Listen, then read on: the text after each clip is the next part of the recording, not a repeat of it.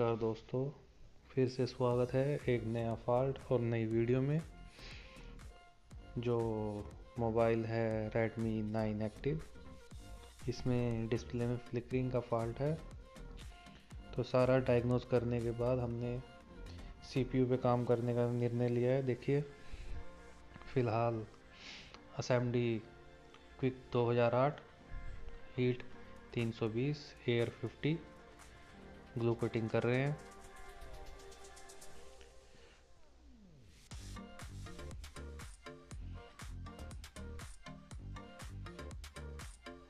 Glue cutting करने के बाद CPU उतारने का प्रोसीजर शुरू कर दिया है। Heat 320, air 70। मीडियाटेक के प्रोसेसर में जब भी आपको प्रोसेसर उतारना है तो कम हीट पे उतारना है, क्योंकि ओवर हीटिंग पे ये प्रोसेसर ख़राब हो जाते हैं। देखो कितने नॉर्मल तरीके से, बड़ा इजी वे से प्रोसेसर उतर गया है।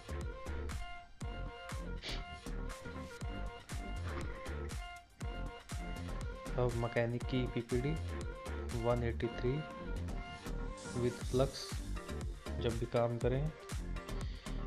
अब फ्लक्स के साथ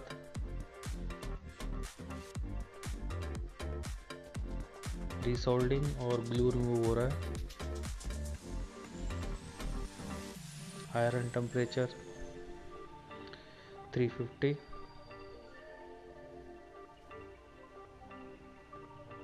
बड़ा ही इजी तरीके से ये उतर जाएगा, कोई ज़बरदस्ती नहीं करनी, बहुत प्यार से। सिर्फ फ्लक्स का ध्यान रखना है, फ्लक्स थोड़ा ज़्यादा ही रखें। जब भी आयरन पे काम करें फ्लक्स के साथ ही काम करें, नहीं तो प्रिंट डैमेज या UV इंक रिमूव हो जाएगी तो दोबारा काम बढ़ जाएगा। गुड विक की डिसोल्डिंग वायर हमेशा डबल करके, ताकि UV इंक ना उखड़े।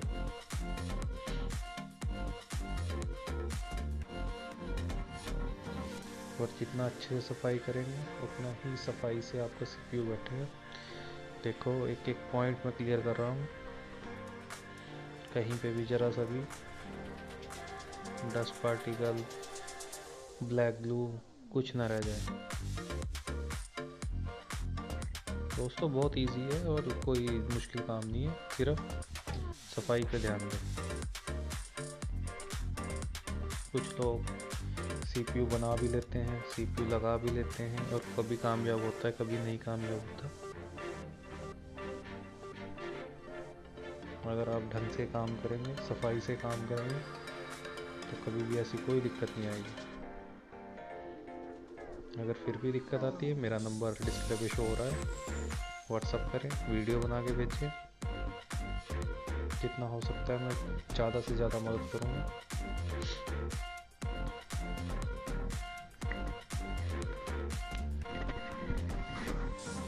अभी देखिए कितने क्लियर तरीके से बिल्कुल साफ हो गया है। बिल्कुल क्लीन करने के लिए कपड़े के ऊपर हमेशा लिक्विड डालें और फिर क्लियर करें, बिल्कुल एक पार्ट्स,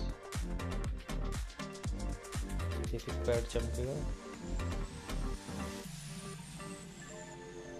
अब CPU को क्लीन करते हैं, सेम वही प्रोसीजर। फ्लक्स डालने के बाद 183 PPD मैकेनिक, और उसी तरीके से बड़े सफाई से, बड़े आराम से, हल्के हाथ से। दोस्तों ब्लैक पेस्ट में क्या होता है, जो हार्ड ब्लैक पेस्ट होता है उसमें असेंबली की जरूरत पड़ती है। नॉर्मल जो Redmi वगैरह फ़ोन में आते हैं नॉर्मल होते हैं, उसमें कोई असेंबली की ज़रूरत नहीं, आराम से इससे भी उतार सकते हो आयरन से। आयरन वही 350, बहुत प्यार से 350 330 पे आराम से उतर जाता है, लेकिन स्पीड से। थोड़ा काम तेज़ी से करना है, क्योंकि ज़्यादा देर अगर आप किसी भी एक जगह पे अगर अपना आयरन रखेंगे तो CPU ख़राब हो जाएगा।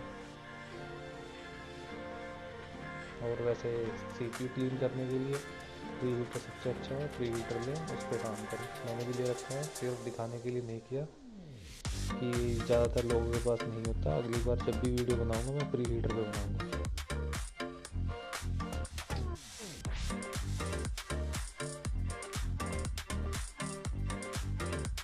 और कोशिश ये करें कि यूनिवर्सल स्टेंसिल तभी यूज़ करें जब आपके पास प्रॉपर स्टेंसिल ना हो। प्रॉपर स्टेंसिल होने का बहुत बेनिफिट होता है। आपकी एक एक बॉल का पता लगता रहेगा, एक एक बॉल बहुत हिसाब से बनेगी, बहुत सफाई से बनेगी। और सीपीयू कभी भी बनाएं, प्रैक्टिस करो, वन टाइम में सीपीयू बन जाए, दोबारा हमें रिवॉल्व ना करना पड़े। और कभी ऐसी जरूरत आती भी है तो फर्स्ट टाइम जब आप सीपीयू हो रहे हो, कोई बॉल कम रह गई है, कहीं कचरा आ गया है, कहीं डस्ट आ गई है, तो ज़रूरत नहीं है कि पहले सीपीयू साफ करेंगे, ज़रूरत नहीं है, सिर्फ प्लेट से स्क्रैच करो सीपीयू, जो इस वीडियो में भी मैं करके दिखाऊंगा। ये नॉर्मल बिठा लिया। ये सिर्फ आपकी हैंड्स की जो ऊपर बात है कि दोबारा स्टेंसिल खुले ना, इसी हिसाब से पकड़नी है।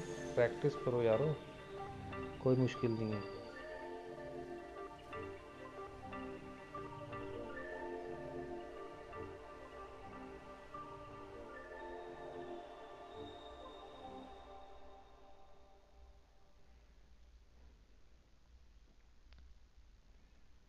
जब भी आप आईसी रिवॉल्व करें, कभी भी एक जगह हिट ना मारें, नहीं तो स्टेंसिल फूल सकती है।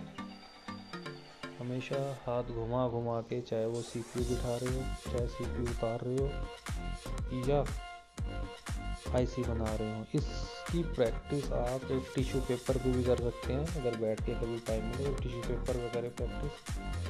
जब आप इसे हाथ को हिलाओगे, अच्छी तरह घुमाओगे, राउंड राउंड करोगे, तो कभी देखना इतनी जल्दी आपका टिश्यू पेपर ख़राब नहीं होगा। अगर एक जगह खड़े रहे तो सेम जैसे टिश्यू पेपर जलेगा, इसी तरह आपकी आईसी भी बर्न होगी। सीपीयू देखना है, बिल्कुल क्लीन करना है अच्छी तरह कि हाँ, डायग्नोस करो कि आपका कोई बॉल टूटा तो नहीं है। बॉल कई बार होता है कि ऊपर, जैसे अभी बीच में एक बॉल पड़ा रह गया था, जिसकी वजह से मेरी पूरी तरीके से सीपीयू नहीं बन रहा था। अभी मैंने ब्लेड से स्क्रैच करा है। अब दोबारा सीपीयू फिल करिए और फिर उसके बाद वही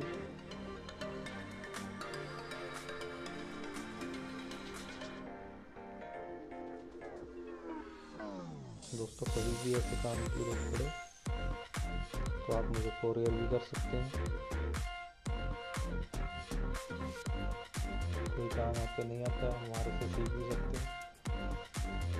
अभी नॉर्मली देखो, मैं सीपीयू बिठा रहा हूँ। जब भी आप फ्लक्स सीपीयू बिठाना हो तो फ्लक्स को हमेशा पूरे एक एक बॉल के ऊपर बिठाएं, एक एक बॉल के ऊपर लगाएं। जितने भी पैड हैं सबके ऊपर फ्लक्स लगी होनी चाहिए। आप फ्लक्स लगाएं, उसके बाद राउंड हाथ से पूरे फ्लक्स घुमा लें। अब देखो, मैंने पहले चिमटी वाले सीपीयू सेट करा, फिर चिमटी ऊपर रख के हीट अप करा, ताकि सीपीयू अपनी जगह से हिले ना। कई बार देखा होगा आपने कि हम हीट मारते हैं, सीपीयू आगे पीछे हो जाता है, फिर दोबारा सीपीयू बनाना पड़ता है। दोबारा सीपीयू ना बनाना पड़े इसलिए पहले चिमटी उसके ऊपर रखें, हल्का प्रेस करके रखें। इतना ना प्रेस करें कि वो जब मेल्ट हो तो हाथ बिल्कुल नीचे हो जाए, बस उसे पकड़ के रखना है। ये फैन से मैंने ठंडा कर लिया इसे।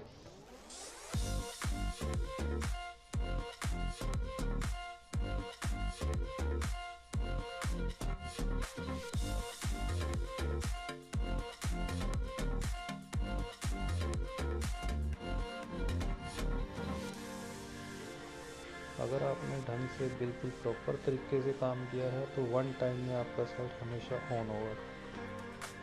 अगर आपका कंफर्म यही सीपीयू फाल्ट, जैसे अभी मेरा सेट ऑन था, तो कंफर्म ऑन होगा दोबारा भी, क्योंकि मैंने सफाई से उतार के बिना कोई प्रिंट डैमेज करे, बिना कोई कंपोनेंट हिलाए, नॉर्मल तरीके से लगा दिया है। वन टाइम में सेट ऑन होगा, कोई दिक्कत नहीं, कोई परेशानी नहीं आएगी। ऐसी कोई भी दिक्कत आती है तो आप हमारे से संपर्क कर सकते हैं, मुझे व्हाट्सएप करें। मैं आपकी ज़्यादा से ज़्यादा मदद करने की पूरी कोशिश करूँगा।